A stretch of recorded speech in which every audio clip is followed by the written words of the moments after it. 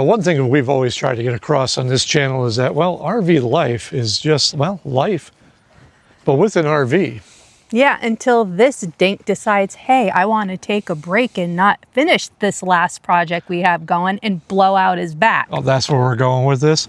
Well, yes. To no surprise, I am a dink and I blew out my back. And now Karri here is going to take care of a couple of projects that we've been putting off. And let me tell you, if anybody can get it done, it's Karri.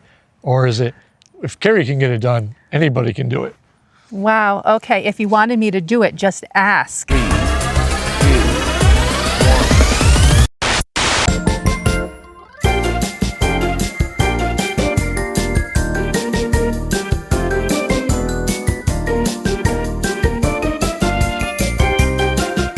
Hello everyone and welcome back to Life Redesigned. If this is your first time stopping by, well, my name is Bob. And I'm Karri. And in 2022, Karri and I sold everything that we owned. We hit the road full time in this Grand Design. It's a 2023-22 Grand Design MLE. That's right. And we spent 2 glorious years full time in this rig. And then we bought a bigger rig and we parked it for about a year. And that's what we're doing now is we're getting it back, because we've got some crazy adventures planned for the upcoming year. And as with anything, life happens and I blew up my back. But we still have things that need to get done. And today we're gonna be focusing on doing something we should have done when we parked it a year ago, and that's winterizing the rig. Now, for full disclosure, we're in the South. We're hiding somewhere over by some dumpsters here in South Carolina, and winterizing isn't as big of a deal as it was for us in New Hampshire. Unless you've never done it before. Yeah, so by us not winterizing it last year, we lost a toilet valve and we lost a oxygenic shower head. So what we're gonna walk you through is some just basic, simple ways of winterizing. Now, it's not gonna be a full tutorial because we're not that kind of channel, but we are gonna show the highlights. Hopefully they're all highlights and walk you through as Karri does this for the exact first time. And we're gonna start right now. All right, so first things first, you're gonna get yourself one of these little doohickey things. But before this can go into the water inlet, there's a little screen that you need to take out with a screwdriver first before you put in said doohickey.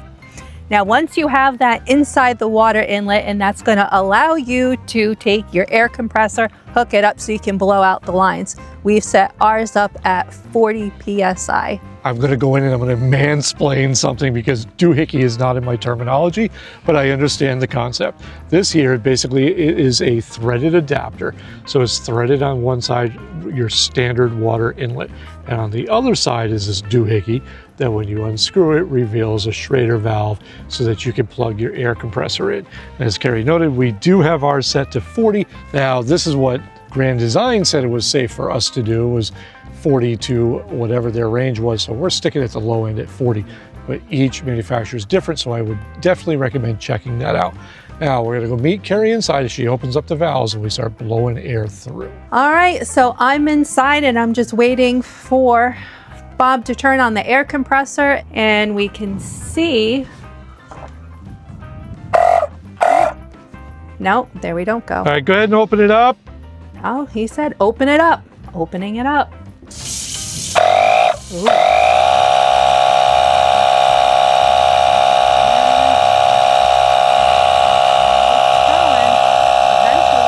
It's gonna start spitting at you. No problem.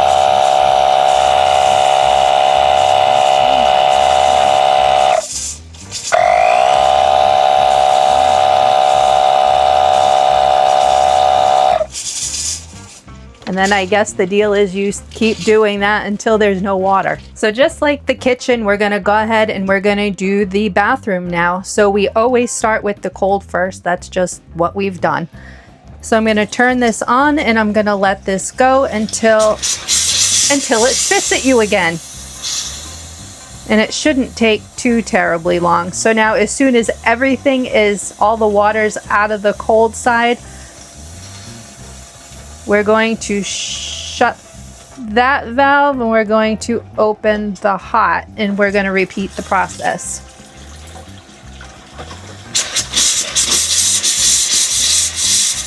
And it again spits at you all nice, and then we wait.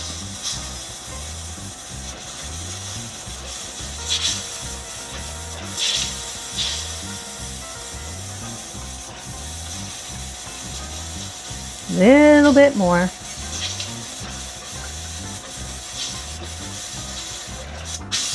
Oh my.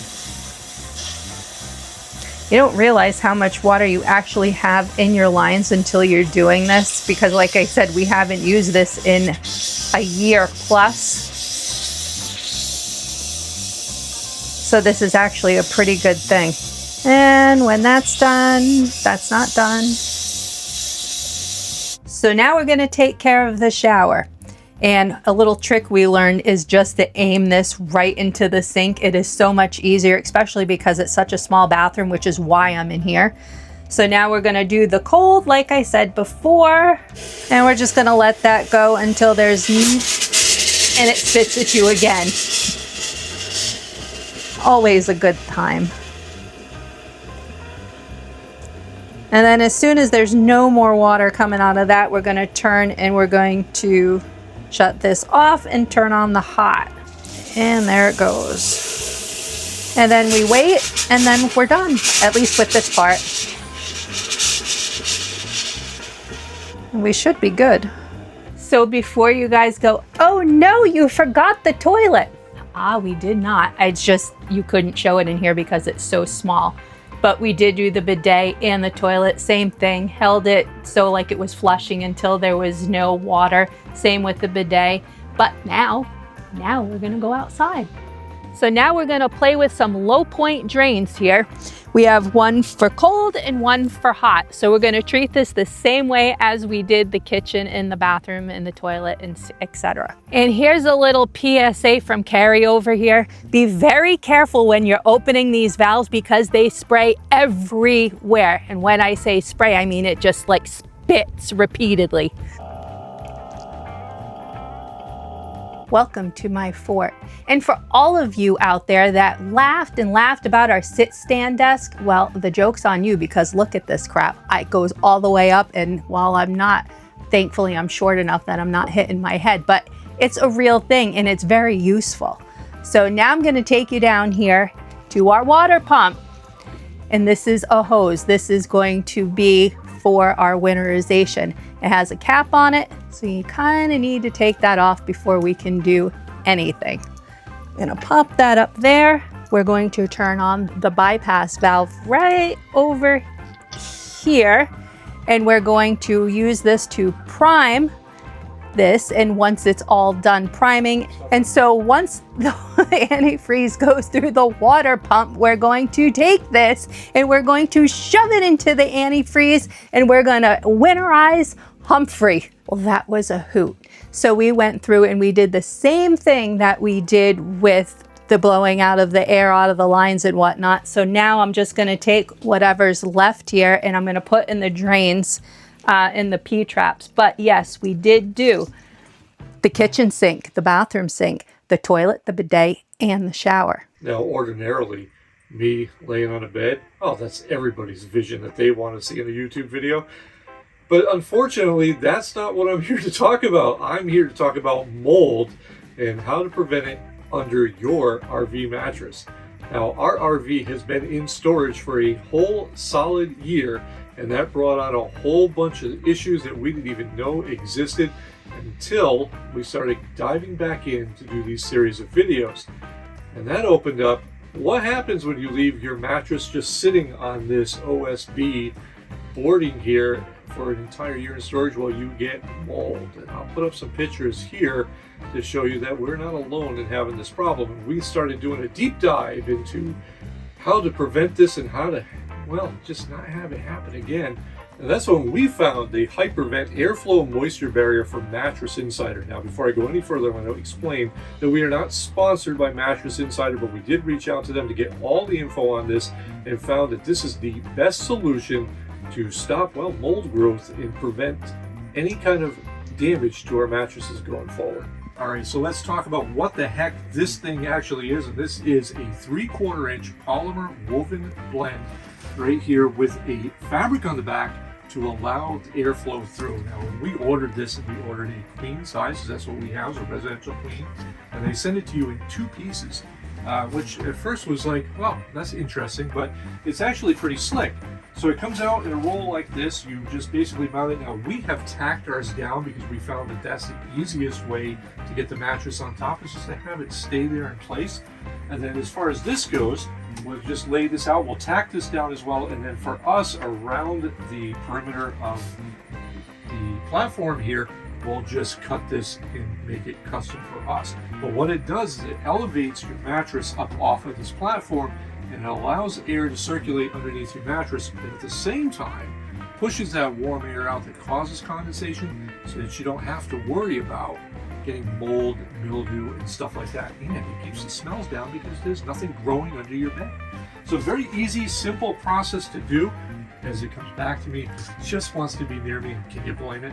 It just is a nice way to safeguard and protect where you're going to be sleeping, because nobody wants to sleep on a pile of mold.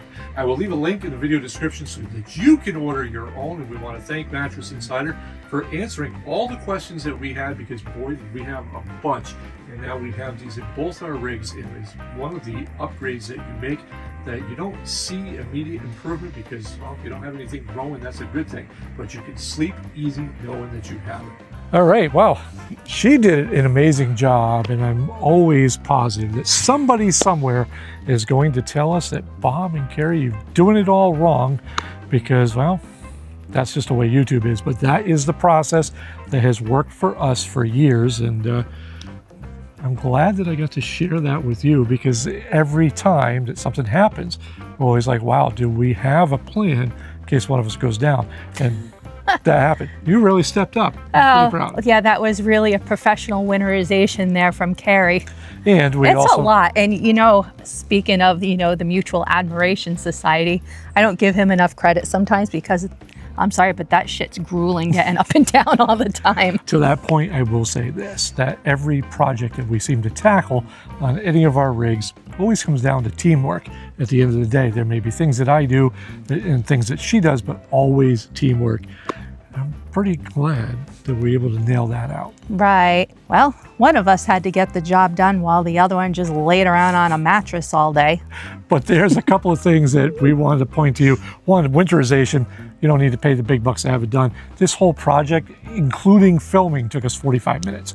And as far as the mattress goes, very simple stuff, putting down that layer. And there are major things that can prevent, one, mold from growing inside your RV, which is never a good thing. And two, it stops, with the winterization, stops all the things from blowing out when you have a minor freeze. Yep. But now Karri and I have a lot to wrap up, because, well, we're going to be taking a break for a little while. More on that in the future upcoming videos.